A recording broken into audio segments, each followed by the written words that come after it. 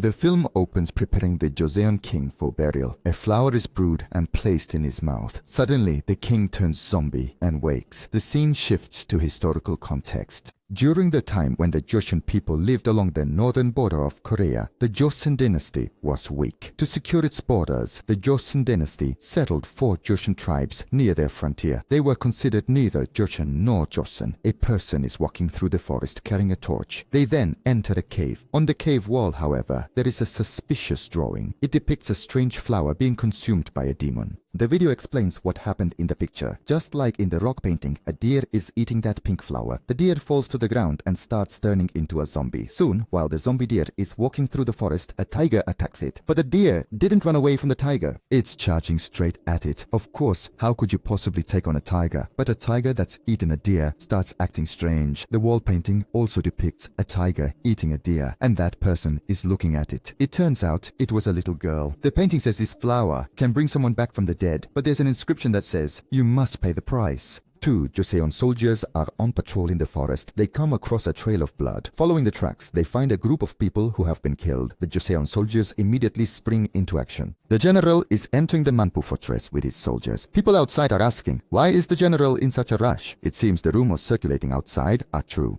What a rumor! The Gaiden Joseons must have crossed the Paesagan border to look for wild ginseng. They say they killed them all and piled them up in the forest. If they broke the law, they deserved it, didn't they? They say a terrifying monster has been living on that mountain for years, and people who go up there looking for ginseng never come back. They haven't let anyone in there for 100 years, you know. So the events in the wall paintings must have happened 100 years ago. The military commander gazes at the slain. Each bears the Jurchen mark on their hand. They all have it. They are Jurchen nobles. One clutches a coral from a hat in his hand. The general has held it for quite some time now. The rumor has spread, sir. It's only a matter of time before the adversaries find out. Next to Dovonset, scene shifts to the village. A man butchers a pig. A girl peeks. He asks, "What are you looking at?" Children shouldn't see blood, so they clean it up and wrap it up nicely. When they are really slipping, the butcher catches them. Then that aunt just spits right there. "Take that out and drag it out," she says. Then she takes a bit of the meat, throws it on the ground, and just leaves. They're eating meat, but then they take it and say, "Hey, hey, let's all eat together." Then they all cook and eat that meat together. They look pretty exhausted. Meanwhile, a girl is running by. Hey, that's creepy. Even if it is a meat eater. When I said, "Come here," it looked like the girl's shoes got all muddy from walking where she shouldn't have. When her father tried to fix it, she grabbed the arrow and threw it away. "No, what are you doing? Didn't I tell you not to go to Pisagun?" "But you didn't say it was that dangerous. I want to find wild ginseng to cure my mom," they say. It seems their mom is sick. "No, how are you going to find ginseng on this huge mountain?" "But I did find a strange plant."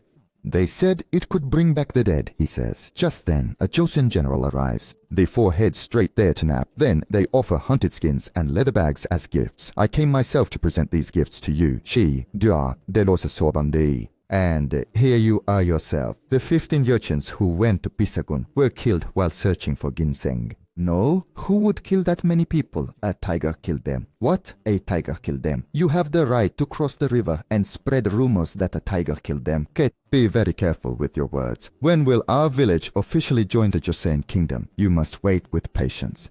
I bring good news. The demon corpses from the forest have been brought to the Joseon garrison. The general arrives and examines the bodies. They were not killed by wild beasts, sir. Humans killed them. I know, he said. If 10,000 Joseon unite and attack because of this, it means we're finished. Meanwhile, the Joseon are attacking a small settlement. They look like fierce people. This guy must be their leader. If their general, the leader of the Pacho clan, uses this opportunity to unite the Joseon, it will be dangerous. Even the Japanese have started stepping up their security. What would happen if they found out these people were killed on our land? They were killed by a tiger. Then the general went to see the prince. The prince was sitting there, enjoying himself. What were they doing with a beast like that? Oh, the 15 Joseons were killed in the forest. The Joseons are a people skilled in combat. Killing 15 is no easy feat. However, the royal elite guards could do it. It is said that you were also out hunting at that time. Wait a moment. Us. "Do I need your permission to go hunting?" Then he took out the coral from the hat he'd taken from the corpse and set it down. "You really ought to be a bit more sensible," he said. At that, the prince got angry and immediately drew his sword. "You come in here and try to lecture me. You were exiled for the cowardly act of abandoning your people during the heat of the war. If you ever dare to endanger our safety again, I promise you that I will show no mercy. I will simply tell the others that a wild tiger killed them. You are to remain inside the camp until this situation passes. Consider this your final warning," he stated. Then he set fire to the bodies. On the other side, a group of Chechens are near the Joseon border at night. The leader of Tarin village is about to leave. His daughter asks, "Did a tiger really kill them? Aren't the Chechens good fighters? A single tiger shouldn't be able to kill them." "Oh, poor father. Aren't you putting yourself in danger? Spying is inherently dangerous. Take good care of the family. Do you realize you've already given them all the pots you've made? Do you really have to spy for them on top of that? Our ancestors lived in these mountains. The king of Joseon allowed us to live here instead of driving us out, and he even exempted us from taxes. The Joseon people treated us kindly. We will soon submit to Joseon and live a good life," they said, and left. Aish, however, stayed behind, watching her father walk away. When the following day arrived, however, her mother's condition had deteriorated even further. "We absolutely must find a way to call for a doctor immediately. But you know that doctors simply will not travel all the way out to this remote place. What on earth are we supposed to do about this situation now? This whole situation is truly shocking to everyone who hears about it. That tiger must have been roaming these lands for nearly 1,000 years by now. They say it even turns into a human sometimes. How could that be? I mean, 1,000 people going up a mountain to catch a tiger and all of them dying. That's just nonsense. How could that even be true? If you're talking about rumors, some guy was just saying that Pacho's group went up the mountain and all got eaten by tigers. He was like, "Yeah, I saw it with my own eyes," and all that. They're just spreading tall tales, you know? That's how it goes. Then he looks at his hand and sees the Pachovi mark. On the other side, the doomed one enters Ashin Pisagu's forbidden barrier. He compares the strange flower he found to the one in the cave painting to see if it's a match. In the background, there is an inscription that says, "Even if you return from the morning, you must pay the price." Meanwhile, the Joseon soldiers are organizing a tiger hunt. They hold a meeting and decide, "We need to drive them from here, keep pushing them, and lead them here, pointing to the place where people die." Yeah.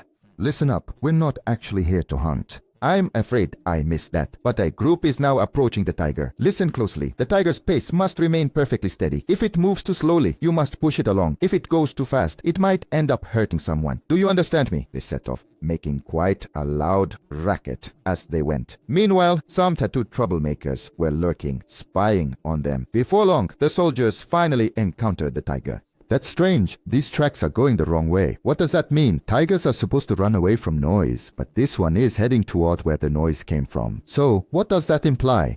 The tiger is heading toward the hunters. A strange sound rings out, luring them in. They look over in surprise as the tiger roars. Suddenly, a giant tiger bursts from the grass and charges the hunters. People are fleeing as the tiger tears them apart one by one. When the hunters scream, the soldiers rush toward them, only to find people torn to pieces along the way. This isn't a tiger. No, it wasn't a tiger. It was a monster. The hunters signaled a retreat and pulled everyone back. Meanwhile, the enemy spies are pushing forward. They are eager to know exactly what transpired. Soldiers from two nations converged upon a clearing only to discover a tiger. Just as they prepared to clash, a wounded tiger emerged and launched an attack. True to their nature, they fought back, ultimately wounding the beast. Finally, the guy who seems to be the leader came face to face with the tiger, and that tiger was an absolute monster. The soldier let the tiger bite his arm while he stabbed it with his knife. Just then, Joseon soldiers arrived and took the tiger down by driving a spear into its head. The Joseon spy returned and examined the tiger's vital spot, and then it's just full of rot. How can it be like this when it was already rotting from the inside? I heard that he came back scarred and that we let our siblings be eaten by the tiger, but there's nothing of them in this tiger's stomach. You crossed the border illegally yourselves. Are we to be held responsible for their deaths? Our brothers left, vowing to return and take revenge before they died on Joseon soil. Anyway, I didn't believe the Jurchens did this. My father took that flower and is heading home. But then a Jurchen corpse was left behind there. The arrow that was shot has very fancy feathers. In Durga's village, the younger sibling is comforting the older sister. I heard a noise and went out, thinking it was Dad, but it wasn't him. Fire arrows are coming from behind. The Jurchens are attacking. They're here. That vile leader is here himself. Ashin returned home to find it destroyed. Nothing remained, not a soul or beast. Seeing her family's fate, she wept for a long time. Later, she reached the Joseon fortress, now looking older. There, she meets the commander. Are you really the only survivor? I wonder what became of your father. I heard the Jurchens wiped out all the Joseon spies. So you crossed the river, went over there, and managed to make it back here. I don't understand. Why are our enemies doing this to us? I've been racking my brain, but I just can't figure it out. So did you come here to find out why? No, I came for revenge. Please avenge my father. You are powerful, and I believed you could deal with them. My father was loyal to Chusan. Please help me for his sake. It doesn't have to be now. It could be next year, the year after, or even 10 years from now. Just please, avenge me. I'll be your spy. I'll do whatever you command. I'll do it, no matter how hard it is. She wept, begging me to avenge her father. The general ordered that the child be taken to the military fort and joined to the unit. And so, our girl ended up washing clothes and cleaning at the military fort. The soldiers looked down on her, thinking she was just a girl caught in the conflict. And so she ended up having to stay in a pigsty for the winter. Before falling asleep, she would look up and think of her family, who reminded her so much of her father. All the while, she clutched that flower in her hand, and so, the next day, she began her work. I washed clothes and clean the stables. I work hard, even as a winter child. In my spare time, however, I head into the forest to practice archery. The soldiers there whisper among themselves that this child is the sole survivor of the refugee camp. The worst part is, they say this kid had to bury the entire village all by herself. Our Ashin spends her evenings sharpening arrowheads. She also crosses the river by boat to spy on the Jurchen camp, sketching it in her notebook. One day, while hunting in the forest, Ashin ends up being chased by a wild boar. She runs from the boar, trips over a stump, and when she turns around, she finds a grown woman. Our Ashin has found herself a warrior woman. She keeps washing those things, but the soldiers there are looking at her with a different kind of gaze. While she's sleeping, a soldier enters. Ashin immediately holds a knife to him from behind. She asks, "Do you think you can kill a Hosean soldier and survive here?" And he puts his knife down. He kept practicing until he became a pro, consistently hitting the same spot on the tree. He goes to spy on the Jurchens and returns to report back to the Joseon general.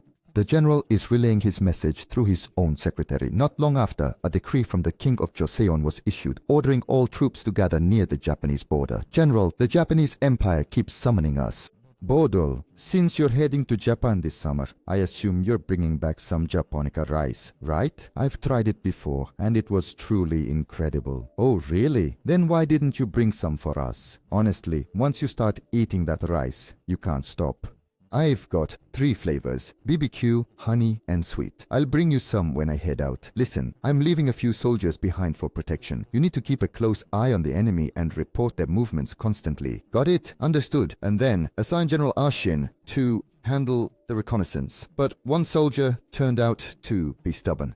"Sir, what do you think you are doing? You need to get out of here now. If this happens again, you might very well lose your head." "Yes, sir, I understand. Ashin is waiting over there." I then gave Ashin the order to cross the river, get between the opposing forces, and find out exactly why they have started moving. At that moment, a group of soldiers was heading somewhere together. They slipped past them and snuck in. Then, while they were hiding in a house, someone arrived, dragged a man out from behind a net, and started feeding him. "Shut your trap. Do you know you have the right to live a long life?" And with that, the blabbermouth took off. As I watched Ashin, that barrier looked quite familiar. I went over to check it out, and there was his father. Father, your hands are bound. You are held in heavy shackles, and they have branded you a traitor. Father, it is I, Ashin. Father, I beg you, please kill me." "It's fine now. Let's talk at home." They said they wouldn't even kill me. Ashin untied his father, and they hugged for a long time. Then he fulfilled his father's wish.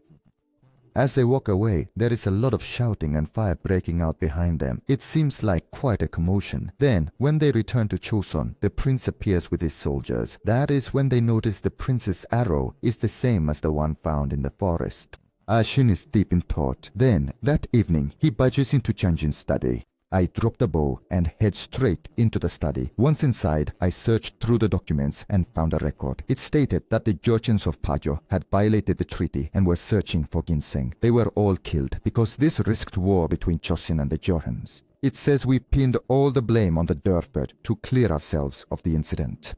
The scene shifts to show what happened back then. After the tiger was killed, enemy spies, my brothers died in the land of Joseon. I will come soon to take my revenge blow. If you have me killed now, things will only get worse. Obviously, we know your brothers weren't killed by a tiger. People killed them. Ugh, they gave us something found at the medicine. I saw it was the container Ashen's father used to make. So, it turns out the four-party killed the urchins, but Ashen learned the urchins wiped out his clan because of Joseon's slander. Then he remembers speaking with Jiang Jin. Did you come here to find out why? No, please avenge my father. At that moment, Ashen walks away, filled with resentment. He reflects on his father's words, the sight of his dead villagers, and the resurrection flower he was holding. That evening, a soldier enters Ashen's hut. Oh, but it wasn't there. They've put those pink flowers there instead. What are these flowers? And behind him, the soldiers are walking out into the fog as if nothing happened. Meanwhile, the other soldier, now a zombie, is coming out of Ashen's hut. The two soldiers see it and go, "What is this?" Next thing you know, a zombie soldier grabs him. Then all hell breaks loose. The soldiers flee in a truck while zombies attack. These are fast-moving zombies. Things are getting really messy in there. A soldier goes to bed only to find that a flower has been planted that killed all the sleeping soldiers and turned them into zombies. They're already starting to rise as zombies. When the officer in charge comes out to investigate the noise, one soldier is already turning. As I got closer, I saw a zombie flower planted in his forehead wound. While the sergeant grabbed gear, the soldier turned and stood up. He stabbed him, burned him, and walked out. But outside, a small zombie had pinned the soldier and was eating him. The cuts soldiers turned into zombies and slaughtered each other. The leader downed a few, trying to escape with one soldier, but arrows rained down from above. The leader gasped, "What the?" He turned to see Ashen walking on the roof. Ashen watches from the rooftop as a single arrow fells the leader, triggering a total collapse of the ranks. As the soldiers flee in panic, Ashen methodically picks them off one by one. Others scramble to hide deep in the palace, but he strikes them down without mercy. Finally, a lone survivor manages to climb up to the roof. "Ashen, please, spare my life," he cries out in desperation. Ashen shoots him down anyway. The other one screams as the little zombies swarm underneath. At that moment, Ashen piles them up, pours something over them, and burns them. When he returned to his hut, he caught one of the soldiers who had mistreated him and tied him up. "Ashid, please forgive me. I'm sorry for the things I did to you." Ashid says he will spare his life. Ashid is dragging a sack of medicine, heading toward the place where his old tribe used to live. Just imagine. "Oh, Ashen, you've arrived?" "Yes, I'm here. I go about imagining that all my clansmen are still alive. The wives, the children, they're all there. And when I walk into the home, they're all standing there in the middle. But they've put a rotten deer in front of you. You haven't even eaten your food. Didn't I tell you to finish your food?" After that, the whole tribe there turned into mindless zombies. They've chained them all up. I didn't really know what to feed you before. Deer, rabbits, birds. You wouldn't even bother with those. But now, I know what to feed you. Then, when I showed them something, there was that soldier tied up. I paused for a moment, then threw him to the zombies. The ones eating there were from the same tribe that used to eat here before. So, Ashen didn't bury his clansmen the usual way. Instead, he used that flower to turn them all into zombies. He kept them trapped here, experimenting on them. He said that once he leaves, he'll join you after he's wiped out every living soul on Joseon and Joseon soil. Your hair has grown quite a bit, and there are two people there speaking the Joseon language. They say the Japanese invaded the south and destroyed everything. Now, let's have them attack this way. At that time, the king is traveling in his carriage. He is traveling by carriage. Our Ashen is following right beside him. Then, when they meet, she gives him that flower. Does this really bring the dead back to life? Yes, they said if you use the skin of a dead person and place a flower on it, they will come back to life in 2 hours. At that moment, he thinks about how he brought his mother and younger sibling back to life. He receives the flower. It seems he is going to destroy Joseon once and for all. And after that, he comes face to face with the leader of the opposition. As they come galloping, he's waiting for them, firing arrows, and that's where our movie ends.